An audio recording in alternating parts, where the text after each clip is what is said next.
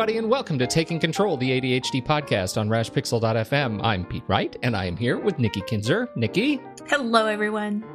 We are talking all about mindfulness today, and we have a fantastic guest joining us very shortly. This is a great conversation. Before we do that, though, head over to TakeControlADHD.com, get to know us a little bit better, listen to the show on the website, or subscribe to the mailing list right there on the homepage, and you get an email with the latest episode each week. It's fantastic. You can connect with us, as always, on Twitter and Facebook at TakeControlADHD, and call us. Leave us a voicemail at 503-664-4ADD. That's right. It's 664. 664, yes. We have overcome our phone number dementia. That's right. We're starting off with a little bit of follow-up. Yes. Yeah, we do. I got an email from somebody, and I love this email because what happens to her is what happens to me. That wake-up call around 3:30, 4 o'clock in the morning. Oh, yeah. Yes. There are a couple of things of note in this email. I'm just going to read some parts of it. Sure. So this is from the very kind Sheila. She says she loves Wednesdays when she's walking through the city of Valencia, Spain in the afternoon, listening to our weekly podcast with the lovely Pete. Aw, lovely Pete. Let me just editorialize a little bit. One, Valencia, Spain. I know, right? That's cool. I feel a little bit like I've now been to Spain because I know my voice is in Valencia, Spain. I know. Thanks to Sheila. And she called me lovely. I know. That's so nice. Nice compliment. Anyway, back to Sheila. This week's was very interesting as I've begun to start having sleep problems, I think due to menopause rather than ADHD. My problem is I fall asleep okay, but then I wake up during the night around 3:30 or 4 a.m. I think this could be due to a rise in my body temperature. When this happens, my first option is to try a podcast. I generally use Headspace Meditation with the amazing Andy Puddicombe on YouTube, The Quiet Mind Cafe, or The Honest Guys, which all do great meditations. I use these as when I wake up, I start thinking about what needs to be done the next day, month, etc., and I have to quiet my mind. Very ADHD. Failing that, I get up and have a cup of tea and read some easy fiction. So maybe these are a few great tips for your listeners. Thank you both for a great weekly treat. Thank you so much, Sheila. This is very kind of you to write and to share your thoughts as you are dealing with this kind of the crossroads of the physiological transformation of menopause and the impact that ADHD has on that. Very complicated, and even more important to have your mindfulness strategies at hand. Well, that's right, because that's what we're going to talk about today. But I really appreciated this email. Also because I'm going to look into these things, because it does happen to me where I wake up about 3:30, 4 o'clock in the morning. And usually mine is driven by anxiety, where I just start thinking about the next day and what I have to do. And, the to-do list goes over and over in my head. And what I tend to do is grab for my phone or my iPad and I check my email and I check Facebook, everything that you're not supposed to do at 4 o'clock in the morning. Right. I do. And so I really appreciate this, because I'm going to check these things out and see if it will, get me back to sleep. Absolutely. So yeah, I think it's great. But it's a great lead in to what we're going to talk about today and our special guest. Absolutely. Casey Dixon is an ADHD coach who has worked with a wide range of individuals living with ADHD over the course of her career.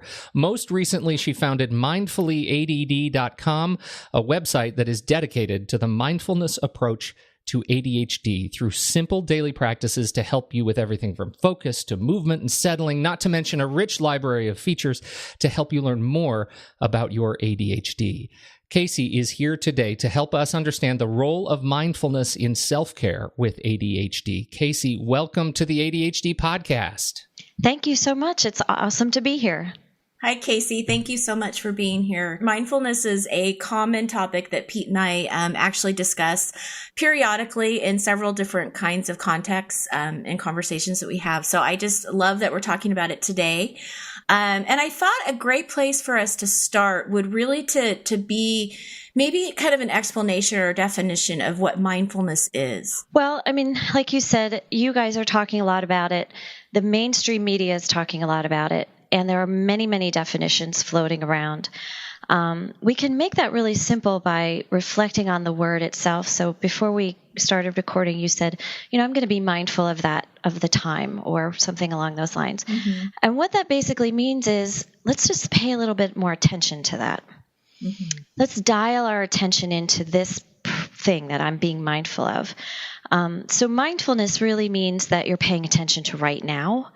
You're not really thinking about, well, what did I do yesterday? Or what did I say, 20 minutes ago that I now regret? Or what's going to happen tomorrow? It's just really dialing into this particular moment and seeing what emerges from that. One of the really important factors of mindfulness is that you're doing that paying attention in a non-judgmental way. And anybody who has ADHD or who works with people with ADHD knows full well that that's a really difficult thing to do. People with ADHD tend to be really judgmental about what they're doing or what they're not doing, how they're going about it, and where it's going wrong. So mindfulness, So mindfulness can really help you to become open and curious about the moment, but not judgmental. So it's kind of interesting because mindfulness is a way of paying attention that can be done anytime, no matter what you're doing. So we could do it right now. Let's pay attention to something, that's going on in your environment or in your body or in your mind right at this particular moment. You can do it while you're washing dishes or waiting in the school line to pick your kid up after school, or in a meeting. So it's just a state of mind that is very attentive. So clearly there is an importance there for people with attention deficit disorder. Well, that's what I was going to ask you, because when you say, when you first said it's about paying attention, right now, what's going on right now, I can imagine that there's a lot of people out there with ADHD that almost feel like, well, that would be impossible. How can I do that? Yeah. I can't pay attention to anything. Yeah. Well, and that's partly why I started Mindfully ADD, because I was reading a lot of the research that is now showing that mindfulness practices, which is something a little bit different than mindfulness itself, really benefits people with ADHD for the most part and can help them to reduce their ADHD symptoms overall. But, I'm talking to my clients about it. They're saying, oh, I can't do that. I can't sit still. I can't pay attention. That sounds boring. I can't empty my mind. It just, it seems like counter to everything that we have experienced. And, that's right. And my hunch is that it's counter to everything we've experienced, because everything we've experienced is coming through that really judgmental place, that place of self-doubt. That's a really excellent point. And I think it is kind of counterintuitive to say to somebody, oh, you struggle with attention? Hey, you need to pay some more attention. Right.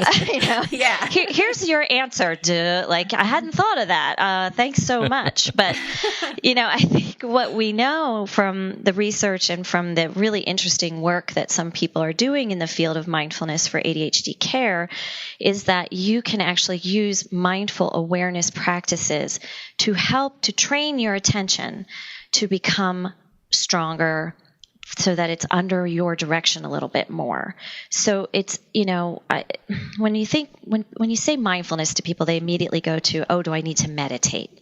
And they picture, you're sitting on the mountain with your legs crossed in a lotus position, sort of, with a mantra, and it's all very, earnest. But I think that it doesn't have to be that way. And what we're learning is that meditation practices or mindful awareness practices are formal exercises that help you to become more able to be mindful when you need it. So it's kind of like doing your meditation or mindful awareness practice is kind of like going to the gym to do your elliptical or your spinning class so that you can become more physically fit. You're just doing them so you can become more mindfully fit.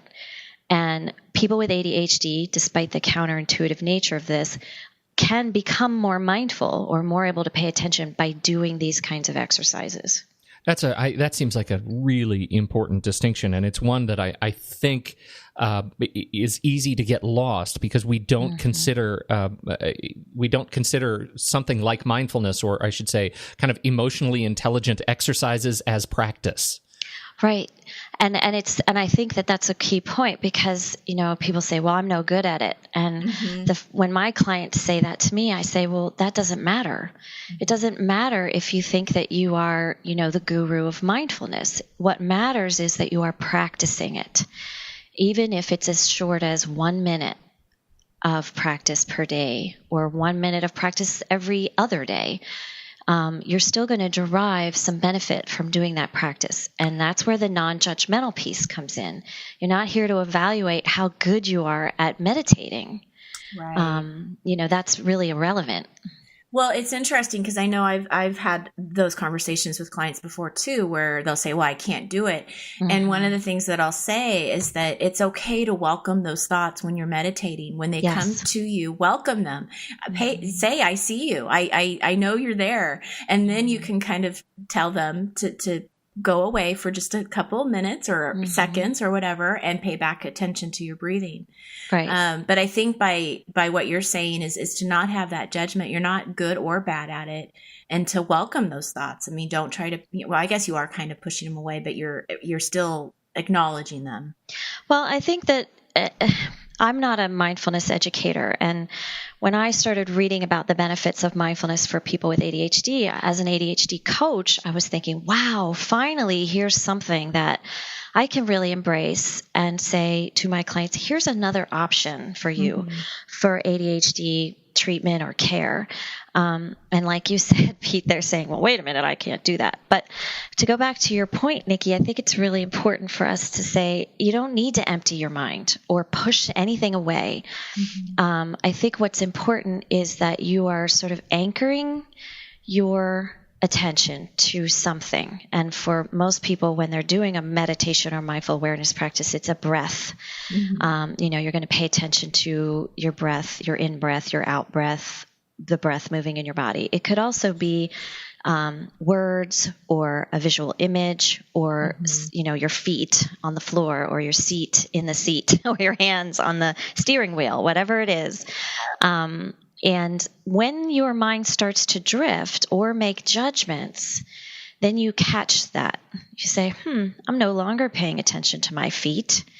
Now I'm going to pull my attention back to my anchor, whatever I chose to pay attention to when I decided to do this exercise.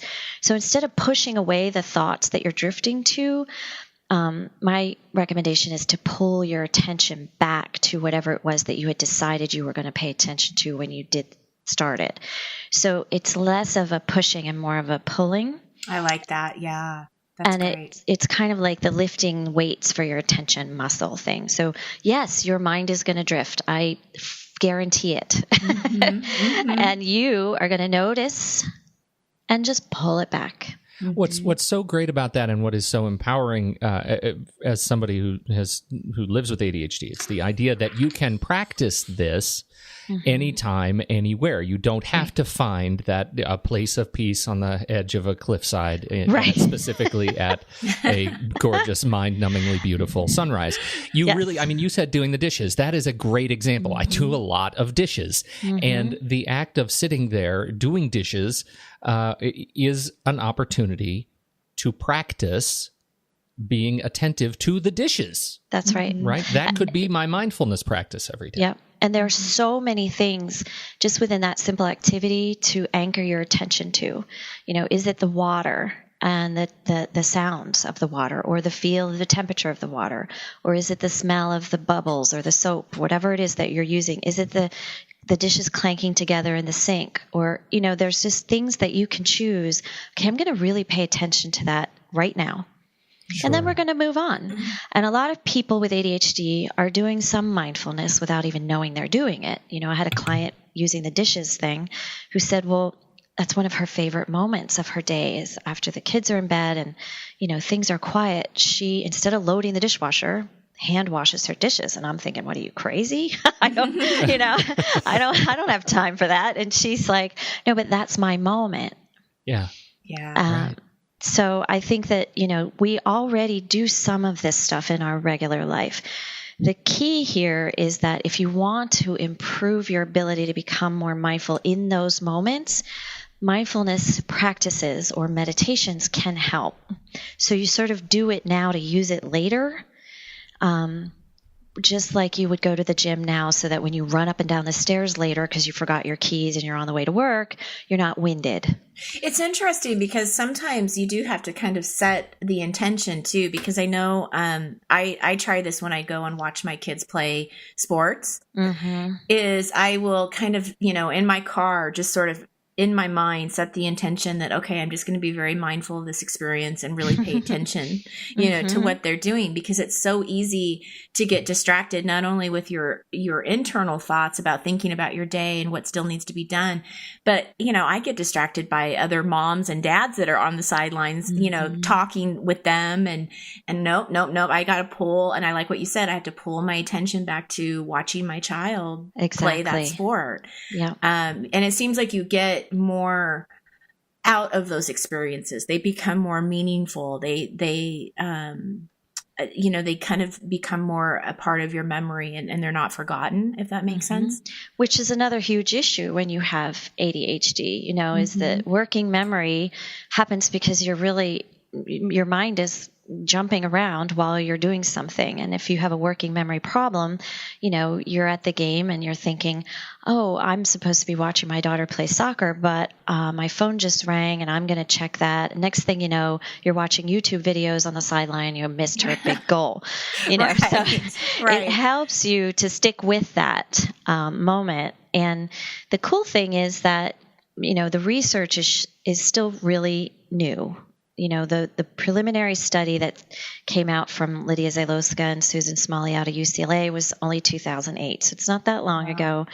They did a feasibility study and found that, they ran people with ADHD through an 8-week mindfulness awareness practice program. 78% of them at the end of 8 weeks, so 2 months later, reported reduced overall ADHD symptoms. So this is pretty staggering. And so a bunch of people are jumping on the research bandwagon, thank goodness for our researchers, and saying, hey, let's see if we can replicate that, or let's see if we can adjust that and test this out. And so far, things are coming across to be pretty consistent, that showing that, mindfulness really does benefit. So going back to your example about intentionality, which I think is just key, as ADHD coaches, we're always saying to our clients, okay, time management is difficult for you. So you need to be super intentional about it. Pay really big attention to how you're going to use your time, how you're going to schedule your time, how you're going to estimate your time, what are you going to do while you're using your time.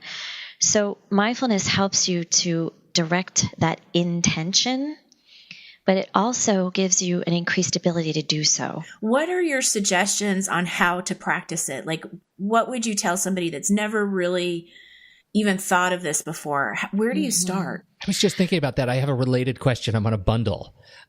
This goes, I love bundling questions. That's the coaching no. You're not supposed to do that. You're not supposed to do that. I'm not a coach. Oh, right. You're allowed to do that. I'm allowed to do that. I've been just really kind of noodling away on this because, one of the things that actually allows me to focus, it's the old sort of raising the white noise boundary in the back of my brain. So that's why I do better work when I'm trying to focus at just the right coffee shop at just the right time of day.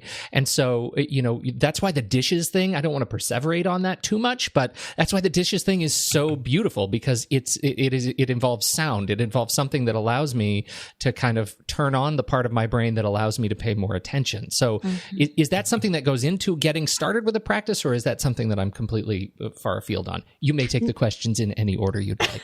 Why, thank you. No, I think that you're onto something there. And because, I tell a lot of my clients, this is another option for you, is if you can't sit in your quiet room and get that work done, get out of your room and go to the coffee shop or try the library or whatever it is, so that there's a little bit of stuff going on in the background. And that seems to keep that part of your brain that's going to say, wait a minute, I'm looking for something to distract me, busy while you're focusing on what you're supposed to be focusing on. And I think for people with ADHD who are interested in developing a mindful practice, what I don't want to do is send them down the wrong path. And I ran into a lot of people at the CHAD conference where we spoke about this, who came up and said, well, I took a Zen master class at my local, yoga studio, and I can't do meditation. Why is that? Well, I tried it and it just didn't work for me. So they're going to rule it out completely because of one really bad experience. And when I asked them, what was that experience like for you? Oh, well, we went into a room and everybody sat around and, cross-legged position for 45 minutes of silence. And I'm thinking, my goodness, no wonder you don't want to do meditation. Well, can't you imagine that person sitting in that room and then with one eye open, looking around, fidgeting, oh my gosh, what am I doing? It's a painful, it must have been incredibly painful for that person. But, he had really legitimate intentions to say, okay, I know this is going to be good for me. I'm interested in this as a methodology for me to decrease stress and decrease my ADHD symptoms. So I'm going to go forthright into the world and give it a try. And then bam, bad experience. And I think it's really important for coaches and other people who work with the ADHD population to say, don't mess it up for them. We can do a lot more harm than we can good for our clients if we say, well, you should just join a meditation class, because that could really ruin it for that person, depending on what, their approach is. So one of the things that I did to answer Nikki's question was to say, okay, what is it about these studies that worked for people? And John Mitchell and another team of researchers came out with a study last year that said, here are the criteria for ADHD informed, I'm calling it ADHD informed mindfulness practice, so that you don't end up with these unrealistic expectations or in a meditation class that is just not going to work for you. And it ruins that experience for you. And it's just not going to work. And I know you guys are probably familiar with this, but it's the same thing with medication. A lot of times clients will say, well, I tried that once and it was a bad experience, so it's out. Mm-hmm. And, what we know is that a lot of times people have to try many different types of medications or take it at different times of day or work with their doctor to come up with something that really works for them. And I think anything that we try in terms of remediating these symptoms needs to be customized and individualized. But in general, there are a couple things that are really important when you're just starting mindfulness and you have ADHD. And that one of them is to use guided practices. So this kind of goes back to what you were saying, Pete, about there's audio going on. You are listening to an ADHD teacher or mindfulness teacher guide you through a practice that has been specifically designed for someone with ADHD. And so you can do that. And on our site, because I know some people are sensitive to different levels of audio, you can do that with music or without, in the background. But you have a guide, so you don't have to sort of do it on your own. The other thing that's really important is you start with really short practices. 45 minutes is disastrous. What disastrous. Is your recommended start? Well, the studies that I've been reading and the research that I've been looking at, they generally start their research participants with a 5-minute practice.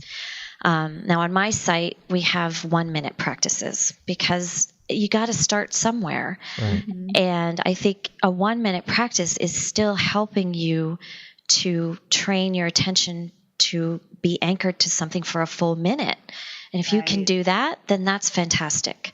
Imagine if you are new. I remember when I first sort of discovered that this set of behaviors was called ADHD. 1 minute was truly aspirational. That was right. I couldn't even fathom being able to sit still for that long. Especially, once I had a word for it. I was even the symptoms were even more sort of exacerbated by knowing what that was. I was just more agitated, and so 1 minute was not even. And it can be very uncomfortable, and it can be very agitating, and that's why we want to make sure that you're not judging that as a bad experience. Yeah. You can go into it and say, "All right, this might be uncomfortable for me, but I only have to do it for 1 minute." Right. Okay, I might be able to get through that, and if you can't, then try it again later. That's totally fine. Wynn Kinder is the mindfulness educator for Mindfully ADD, and she's just amazing. But she talks a lot about, a mindfulness practice can be as simple as one intentional out breath. Okay, so in order to do an out breath, you have to breathe in first. But that gives you the ability to say, okay, I'm going to just pay attention to that out breath in this moment. Or take 3 breaths. It can be as short as that. But if you want to start developing this as a regular practice, I would say use a guided meditation. Start with short ones. Those are really, really important. I had a client in my office, Sherry, and I wrote a little ebook about her because she's just classic and I love her. But she said, I took a class and I'm in transcendental meditation, and I need to meditate for 45 minutes to get the benefit. I'm like, well, okay, how's that going for you? She's like, well, I can't do that. And I'm like, okay, so what could you do? Well, it's not, she was very firm about this. It's not going to help me if I don't do it for 45 minutes. I'm like, okay, well, let's just pretend as if it would. Mm-hmm. What could you do if you needed to? And she said, well, I could probably do 5 minutes. I said, well, why don't we just try that this week and see how it goes? And it worked beautifully for her. And so, that's how she got back into her meditation practice that she had decades before. And it really benefited her. And so I think it's important for everybody to say to themselves, okay, what is it that I need in order to make this habit happen for me? So short guided meditations help. It may not be right for everybody. One of the other things that I think is pretty important is don't expect to have an empty mind. This empty mind syndrome thing, it just doesn't exist. There is no such thing. So if your mind is full of racing thoughts, that's okay. We're just going to do that. Pull it back to your anchor. Pull it back to your feet. Pull it back to your breath. It's all right. Yeah. And then the other thing is moving. I think people with ADHD, they're, one of the things we see is if you either are too restless and you can't sit still, or you're under sort of aroused and you're trying to sit still and you just fall asleep. Yep. So moving practices can be very effective as well. And just to kind of keep you up. And I think moving your body also helps with the anchoring process. So we have a bunch of those on our site as well. I've heard of that, like walking meditation or even like eating mindfully, like really paying attention to what you're eating and how it tastes and how it feels, and that can make a difference. Yeah. And we have my favorite moving meditation on Mindfully ADD. It's called Raise and Lower, but I call it sloppy sleeves. But it's so you pretend like you're wearing a big giant coat that's like 12 sizes too big, and you just swing your arms back and forth, and your arms are the empty bottoms of the sleeves of the coat. And these are really important movements that are, I didn't design this stuff. My friend Wynn did, and she's incredible as a mindfulness educator. But these are specific movements that you can utilize in order to get you to that place of being mindful. Now, is this to make it a habit? Is it something that they should be doing every day or trying to? I don't think that that's essential. Again, I think that would be, great. But it's just like going to the gym. If you do it every now and again, you're going to become more physically fit. If you have this idea of like, I'm going to start to go to the gym and get really fit, and you go there and you spend 4 hours on the treadmill, and then you go lift some weights, and then you take a spinning class, but you only do that once, all you're really doing is hurting yourself. So it's little bits of practice that are spread over the course of time that help you to develop these abilities. I will do a really good job. Like I will have like a good solid, 2 or 3 weeks where I'm meditating. I feel really positive. I'm, going into these events with a lot of intention. And then something happens and I get really busy with work or something happens, right? And you get sidetracked, and all of a sudden the mindfulness and the meditation just sort of doesn't happen. Right. How do you get back into it without feeling bad or guilty? Because like there's a lot of times where I'll just feel guilty, like, oh, I can't believe I haven't done that. Yeah. I need to do that. And then I don't do it. It's the weirdest thing. Well, it's classic. I mean, ADHD people do this all the time. They get it. One of the things that we know is that for people with ADHD, they get really motivated by novelty. And so, hey, mindfulness is something I should be doing. I get into it. I read articles. I talk to people about it. I buy a mindfulness bench that I can sit on, whatever it is. Mm-hmm. And then they do it for 2-3 weeks or maybe even 4, and then they forget to do it or something gets in the way and it's blocked. So I always, this is where ADHD coaching can help. But I think as a coach, one of the things I tell my clients is that's okay. You started it. You found out some things that worked for you. You found out some things that didn't work for you. Now let's just start again. And when you have mindfulness as a habit, you're sort of, you're practicing it and you're getting a little bit better at it maybe, but that's sort of a judgmental word, but it's becoming more of a natural part of your neurology as you practice. So you're doing that, cutting grooves in your thinking, right? Mm-hmm. And as you do it over and over again, those grooves get deeper. So then you stop doing it. Those grooves are still there somewhere. So if you can re-find them, it'll be a little bit easier to start the second time.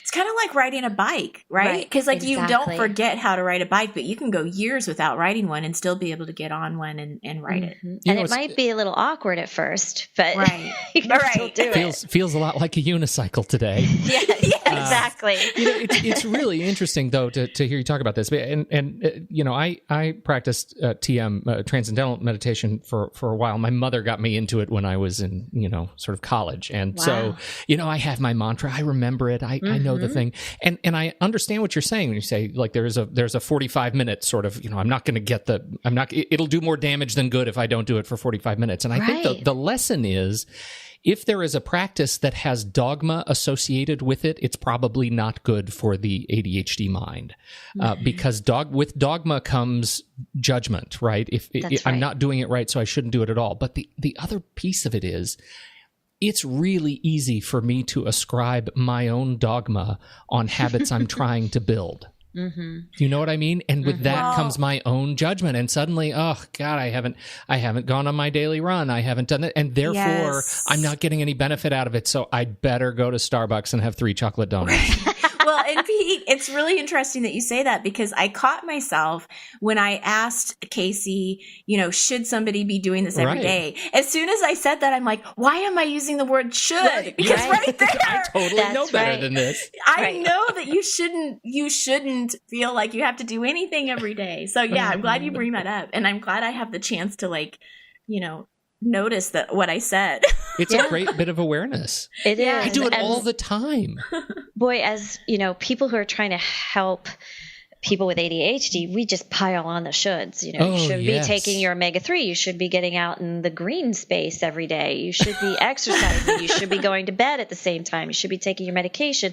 Oh, by the way, now we're going to add mindfulness on top of all of that other stuff that you should be doing. Right. So I was listening to people talk about it and looking at the research and thinking, gosh, we need a low barrier to entry for this.